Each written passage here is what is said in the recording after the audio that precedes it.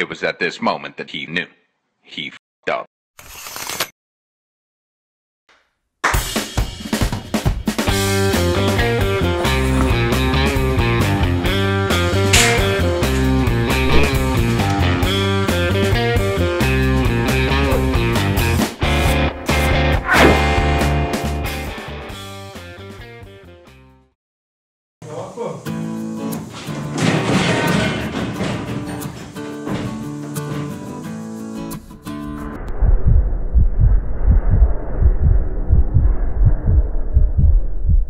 Whoa, hold up. What's with this stuff now? These are some stupid mistakes that will come when you're not thinking enough. In this case, as you can see now, we have the car already on. Some of this has been worked on.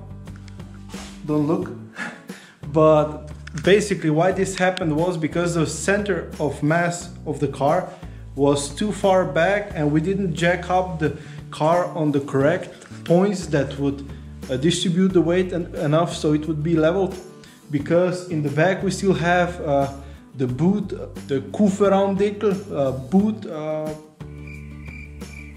closing thingy, and you know, a lot of metal is in the back, because in the front, as you can see, we don't have anything underneath, and we don't have the hood, the engine is out, the axle is out, so basically we have very little metal in front. So this means that in front of the firewall we don't have a lot of weight to be pressing down the car, and because the car was jacked up a little bit stupidly, the whole car actually flipped backwards. Luckily it was jacked up so that nothing could get hurt, nobody was injured, nothing happened, but it's still a stupid mistake and can cost you an injury or even, you know, something worse. And also, you know, if your car will drop from the lift or from the jack stands and you don't have axles, you're going to have a hard time picking it up. So, you know, use your head, think, and work safe. We had the lift and the frame on, so technically the car couldn't fall on us or anything, but still, you know, it's not pleasant.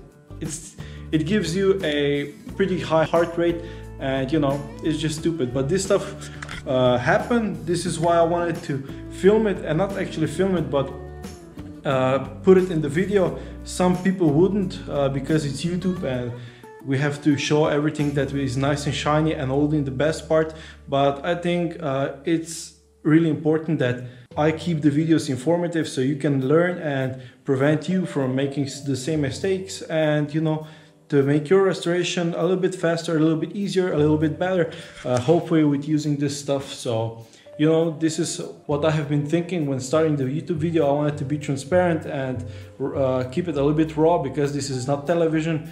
The car is not done in 1 week. This is not overhauling or stuff like that. So a little bit more real life, and in real life mistakes happen, such as this one. So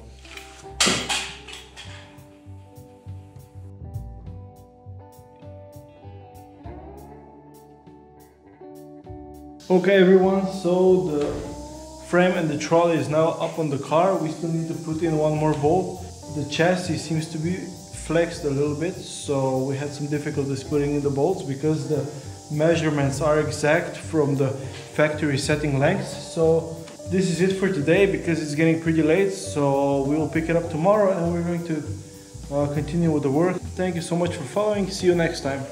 No, see you tomorrow. Welcome back. So it's the next day and the work continues. We got all the bolts except for the front one where we cut the chassis rail out. We got the bolts in. So the reason why we are welding the L-shaped profile onto the main reinforcement is because it's not straight, it's higher on one side than the other, so we need to make an angle, and the easiest way, so you don't have to hold it and always constantly move it, is to actually fix the supporting profile onto your main working one, and then you can beat it with a hammer.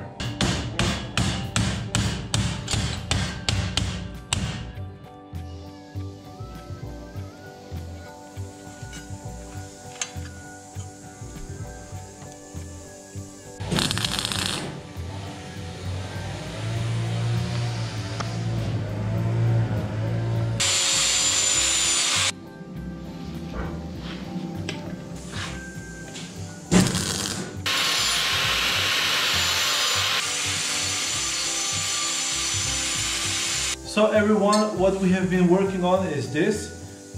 This is my genius idea of another bracing of the car. Because the car right now doesn't sit properly because this chassis rail has been removed, we need to add another mounting point, which will be this one.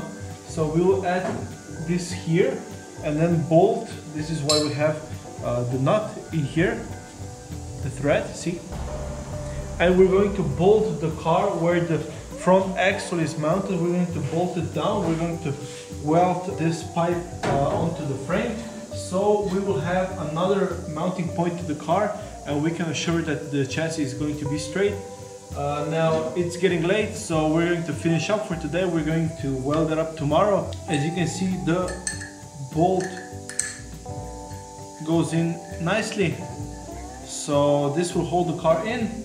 Okay, so here we have our first chassis reinforcement.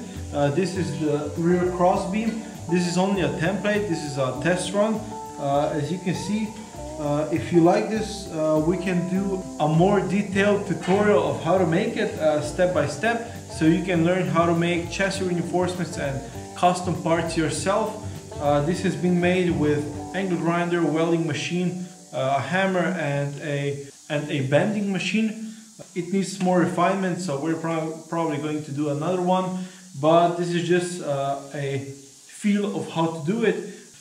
This edge here is to make spot welds to the floor of the car, and then this part here goes to the seal.